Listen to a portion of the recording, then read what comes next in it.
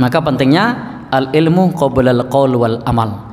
Ilmu itu sebelum berbicara dan beramal soleh.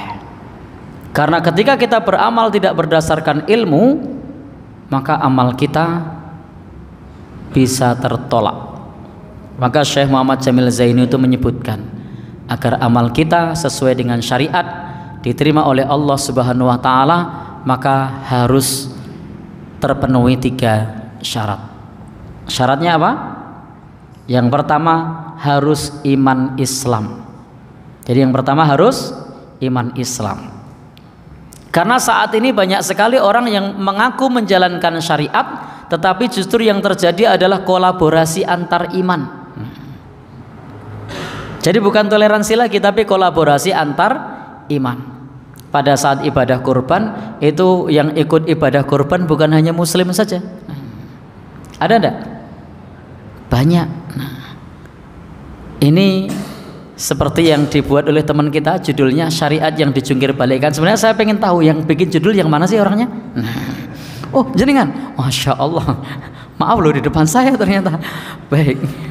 Tapi tidak apa-apa kok, beliau senyum-senyum. Nah, baik, kita lanjutkan.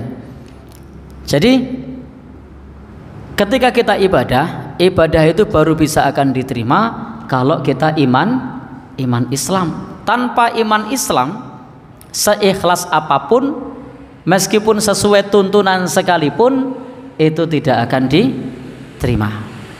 Meskipun bisa jadi dia nyumbangnya juga ikhlas, mengamalkannya juga diserahkan kepada kaum muslimin dan persis sesuai tuntunan, diterima apa tidak? Tidak. Dan kadang itu yang membuat kita bingung. Saya pernah satu saat ditanya oleh jamaah, Ustadz, di kampung kami ada yang beragama lain pengen ikut kurban. Loh, kok pengen ikut kurban gimana? Nggak enak. Loh, kenapa? Karena tiap kurban itu selalu dapat daging kurban. Mosok nerima terus nggak pernah ikut kurban. Baik. Ya sudah, kalau dia mau ikut, ya itu bukan kurban, tapi sebatas hadiah saja atau sumbangan saja. Silahkan nanti dibelikan kambing. Tapi maunya ikutnya sapi. Nah. Baik. Ini trouble kalau ikutnya sapi. Masa yang 6 muslim, yang 1 ya. Gimana Pak? Ya.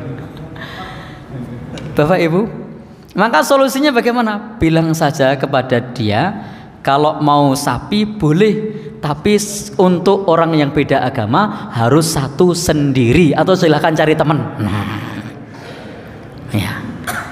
Kenapa perlu disampaikan seperti itu? Supaya menjaga yang muslim ibadahnya tetap sah.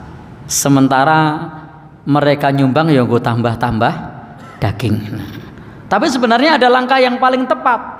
Sampaikan saja bahwa kita tidak menerima sumbangan dalam hal ibadah, lakum dinukum waliyadin. Orangnya tidak berani. Kira-kira kalau terjadi di teman-teman, berani tidak bilang gitu? Ya, eman-eman. Oh ya, eman-eman. Baik, ternyata eman-eman ya. Berarti solusi yang kedua kan? Ya, kalau mau nyumbang kita terima, tapi mandiri, tidak gabung yang lain. Memang akhirnya syariat jadi jungkir balik bener nih. Nah, baik, itu kondisi yang nyata di sekitar kita karena beramal tidak berdasarkan kepada ilmu, tetapi berdasarkan kepada persangkaan.